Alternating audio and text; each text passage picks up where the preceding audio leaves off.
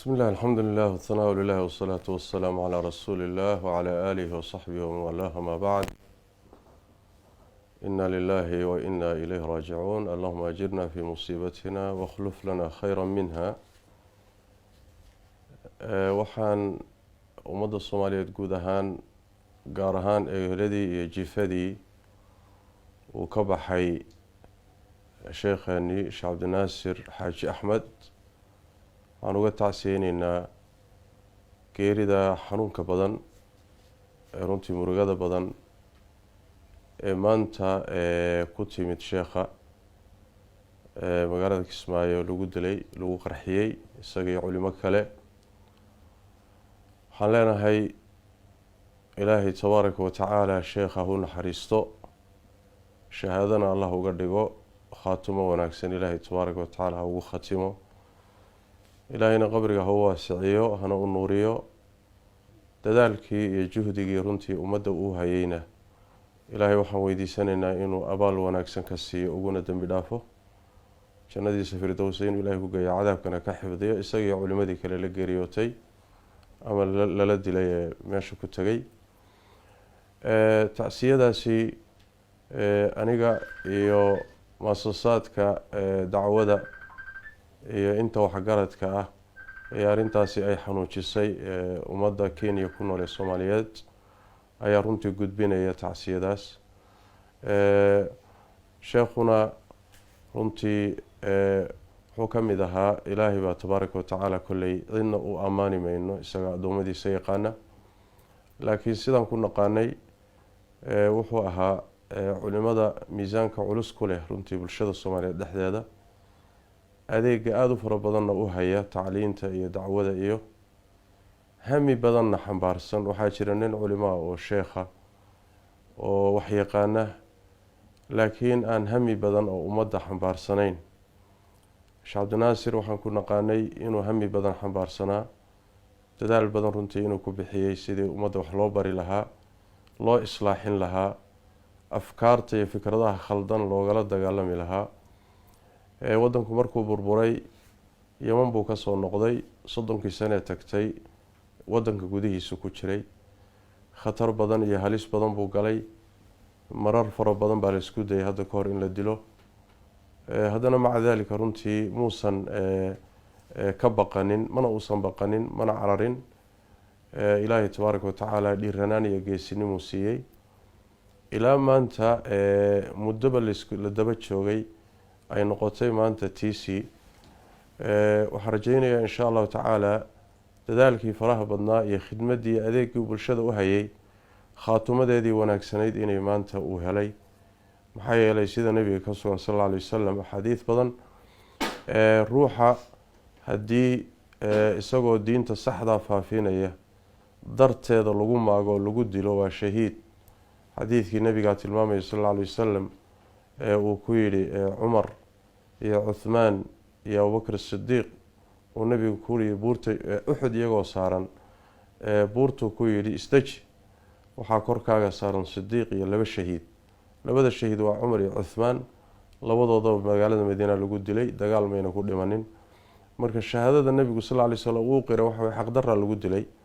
waxa loo dilayna dowrka iyo kaalinta ay bulshada u hayeen bay ahayd.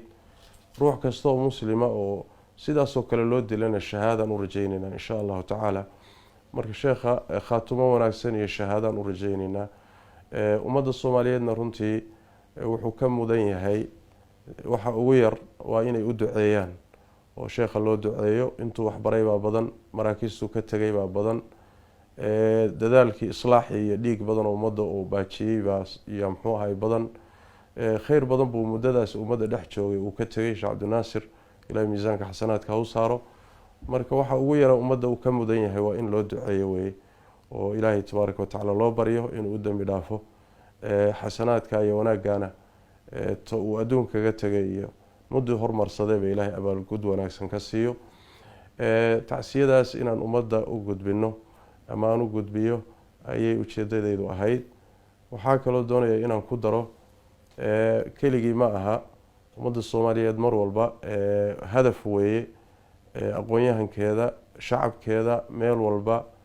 waxaa maalmo ka horeeyey qaraxii ka dhacay magaalada beledweyne oo dhowr iyo 10 ruux ku dhinteen.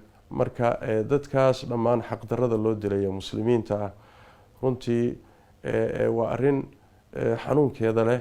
dhammaantoodna ilaahay baan u baryaynaa tabaaraka watacaala, ummaddana waa uga tacsiyeynaynaa.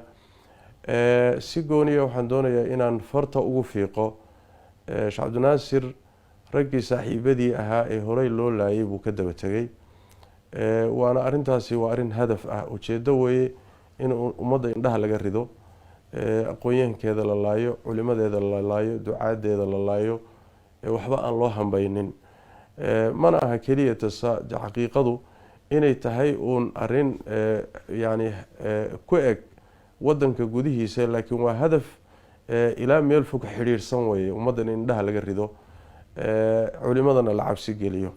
qodobkan doonayo inaan tilmaamo wuxuu yahay markaan culimada fariinta u farayo inta nool, barnaamijta noocaas oo kale ah oo culimada lagu taargetsanayo oo lagu laynayo oo ujeedadiisu tahay in la aamusiiyo, waxaan dhihi lahaa hadafkaasi inuusan xaqiiqoobin oo uusan hirgelin, waa in la isku dayo.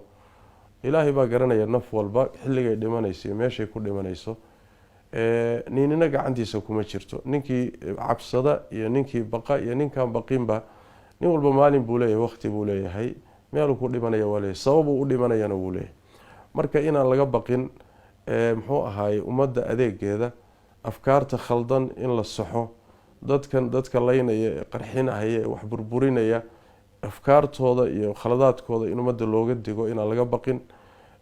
risaalada iyo waajibka ilaahay na saaray tabaaraka watacaala in runtii waxa weeyaan la guto, aynan dhicin in yani cabsigelinta iyo argagaxgelintaasi inay hakiso dadaalkii ay culimadu ugu jireen in dadka la wacyigeliyo, in la islaaxiyo, in afkaarta khaldan iyo caqiidada khaldan iyo fikradaha khaldan laga saxo, ninkii dooniba ha wato.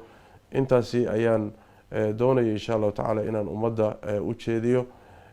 muxuu ahaayey dowrka iyo kaalintaana ilaahay waxaan weydiisanaynaa sheekhu uu ku jiray in bedelkiisa ummadda uu siiyo, wixii uu ka tegay oo fataawi badan leh, oo kutub badan leh, oo tafsiir leh, kutubta xadiidka leh, fataawi fara badan oo ummadda uu jeediyey leh, ummaddii waa ka faa'iideysatay.